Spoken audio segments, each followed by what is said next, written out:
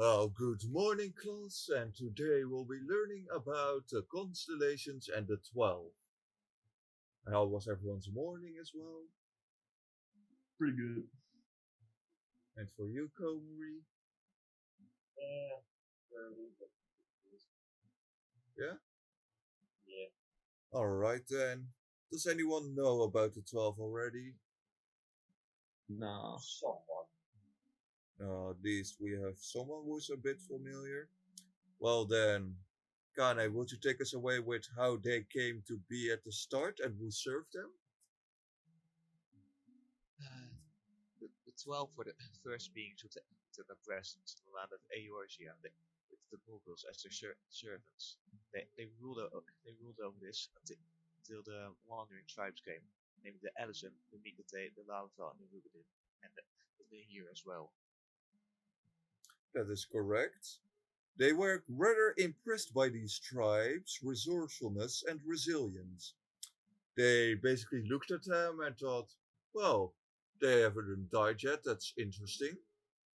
And the 12 seeded the land, with some becoming patron deities of Eorzea's cities. Basically, they left and were like, yeah, this is not our problem anymore. So each pair of the 12 commands one of the six elements and is each associated with a month of the Eorzean calendar. Does anyone know which is pardon me, the first constellation? I'm afraid not. Sadly not. Oh, no astrologers here. Well, okay, I shall take it away. So, a bit of a further explanation. How to put it? Each constellation has an elemental pair. So, two gods or deities working together in Hydaelyn's night sky. On that topic, we also don't know their exact relation with Hydaelyn or her opposite zodiac. It's a mystery that we are still trying to figure out, and I might do some more in-depth research about it at a later time with you guys. That will be a field trip, of course. So then let's carry on to the first constellation, the Bull. It's the trunk of the world tree, and it was planted by Novika, the matron. But someone else nurtured it. Does anyone know who might have nurtured it?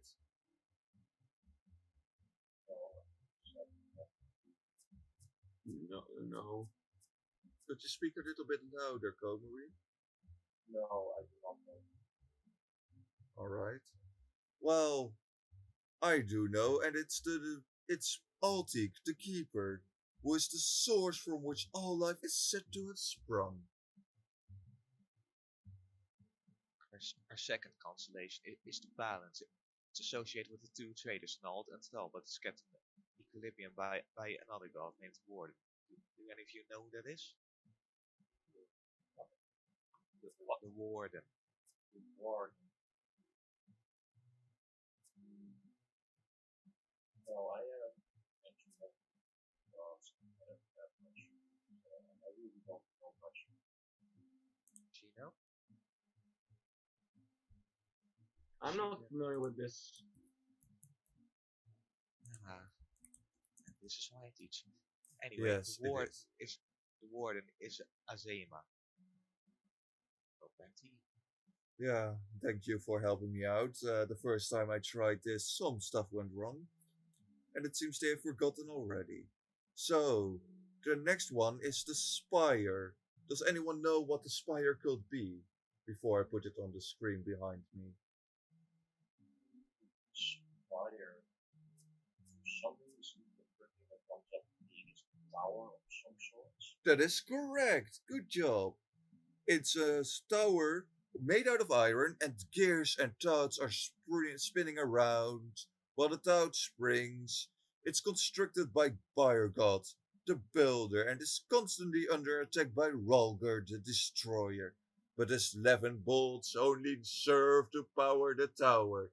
So you have to imagine this. Rolgar being really angry and such, decides to just try to beat it up, and all it does is further power it. And he just doesn't understand it. He's kind of an idiot.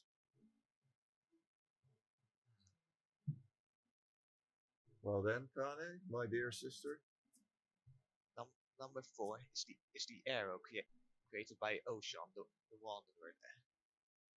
He's the god of bows, wind, all that sort of good things. He was guided by Limelium. And who might that be?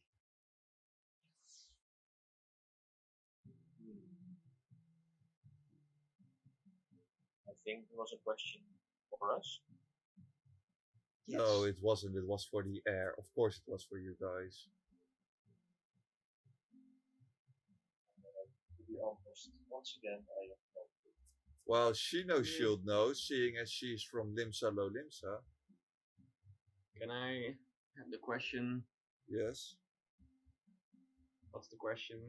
Alright. Limelium be? Limlane, what is her, well, portfolio, Role. you could say, or role? She's Admiral, right? No, but it is close. She's the deity of your admiral, so what would pirates like you need on the sea? Rum. Besides that, My daughter's an alcoholic. we're all alcoholics besides my child. A captain. Yes, but who needs to figure out the path on which they travel? Who is that belong to? The captain too. No. May I? Yes. It's the navigator. That is- call him for That is navigation. correct. Now then, we shall go over to the 5th constellation, the Ewer. It's the vessel of Taliak. And who might he be? Hydaelyn. Well, as far as I remember, his symbol he had something to do with a map of some sorts. It actually looks like a scroll or a map or something. So, and where are we right now? It's cool, so it has something to do with knowledge. And what would he be then, if he is so wise? Keeper of knowledge. Deity of knowledge. That is correct. He is the scholar, from which pours forth as strong, as tall, and mighty of a river. It's wide and beautiful, and all knowledge is set to contain in it, from the past, the future, and even the present. It also contains the Aether spun from the loom of Narmia, the spinner, who weavers follow with glee. Now then, our last constellation is the Spear. It symbolizes one god you might be familiar with, since you have both been to Ishgard. Who might that be? Alone is probably some god of war type. Exactly. Typically, she's called the Fury. Her domain was made from the frozen moonbeams of Menfina, the lover and god of the once twin moons, now single moon. Mm-hmm. She's the lover, by the way. And then, well, now that we have had the constellations, I guess we could go on to the next teachings. Who are the 12? But for now, we have a 15-minute break.